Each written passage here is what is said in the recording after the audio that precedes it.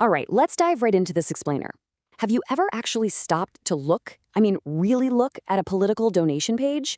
We're going to do exactly that today, breaking down the anatomy of modern digital fundraising using Leela Gray's Act Blue campaign as our case study. Whether you're a total political junkie or just catch the occasional election ad, you've definitely seen pages exactly like this. But, we rarely stop to peek under the hood at the underlying architecture.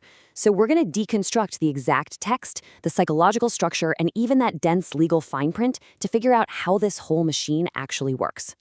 To see exactly how this messaging is engineered to drive donations, we've split this up into 4 distinct parts. First up, the campaign pitch.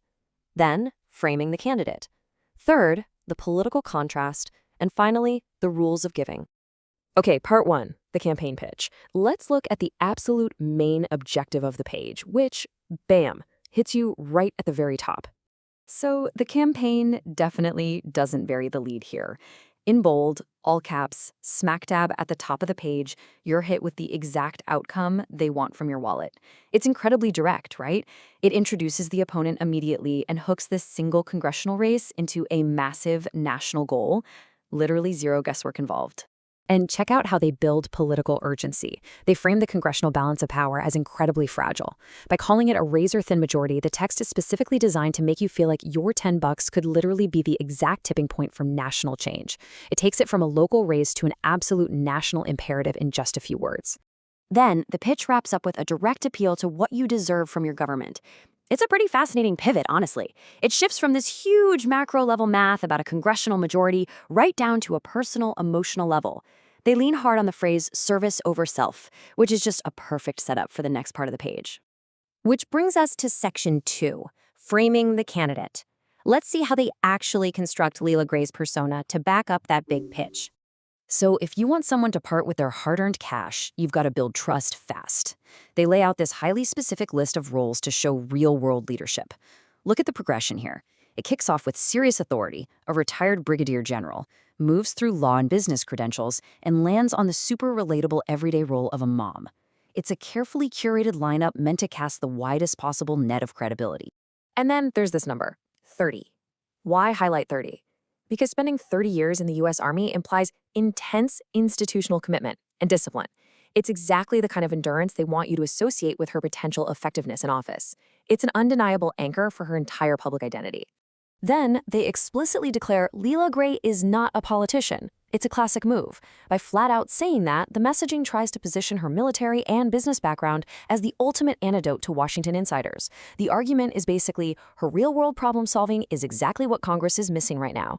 It's highly effective, using an extensive resume to run against the very idea of the political establishment itself.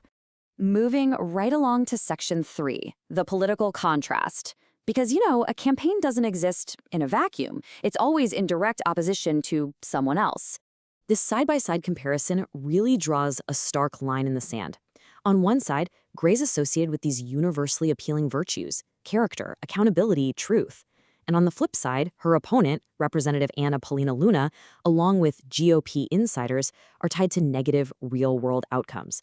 The text claims they're failing their duties, driving up prices, and literally endangering the future. Talk about drawing a contrast. To really dial up the emotional temperature, the page throws in some massive policy stakes. It's not just abstract leadership stuff anymore. They point directly to tangible personal safety nets.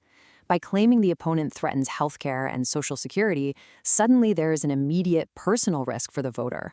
It cleverly turns a donation from just supporting a candidate into an act of personal defense.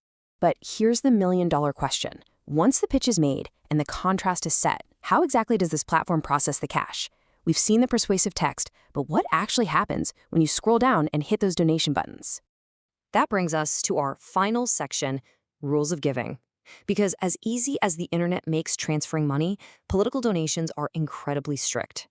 Have you ever noticed how utterly frictionless these forms are? The Act Blue interface boils the financial ask down to 3 insanely simple steps. You pick a number, choose monthly or one-time, and hit checkout. That's it. The whole goal is to capitalize on that emotional momentum we just talked about before you have a second to reconsider. And look at these suggested amounts. They start at a breezy $10, but escalate all the way to a whopping $5,000, right next to a custom amount box. It's fascinating because it accommodates literally everyone in the exact same interface, from the grassroots donor tossing in lunch money to the major player ready to drop $5,000 to make a massive impact. But wait, before a single cent changes hands, donors hit this dense wall of federal compliance. You have to verify you meet these 5 rigid FEC criteria. You've got to use your own money, be 18, have legal U.S. status, and so on. So all that soaring emotional pitch we just analyzed, it completely slams the brakes right here for some cold, hard legal verification. The fine print even sneaks in this super specific geographic rule for American expats, stating they can only use Act Blue while physically located in the U.S. It's tucked away at the very bottom, but it really highlights just how granular election finance laws get when they collide with borderless digital platforms. Now, since the campaign leans so heavily on her Brigadier General background to establish authority, they're legally required to include this Department of Defense disclaimer.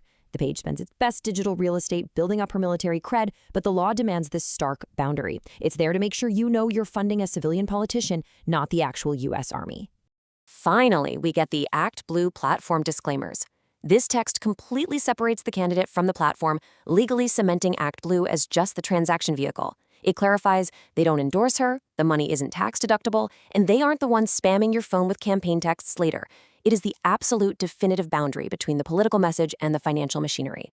So, as we wrap up this explainer, I'll leave you with this. Does seeing the stark contrast between intense emotional messaging and rigid legal fine print change how you view modern campaign fundraising? We've just seen how a single page is meticulously engineered to inspire urgent action, build a persona, define an enemy, and navigate complex federal law all at once. Next time you land on one of these pages, you'll know exactly how the machine underneath is working.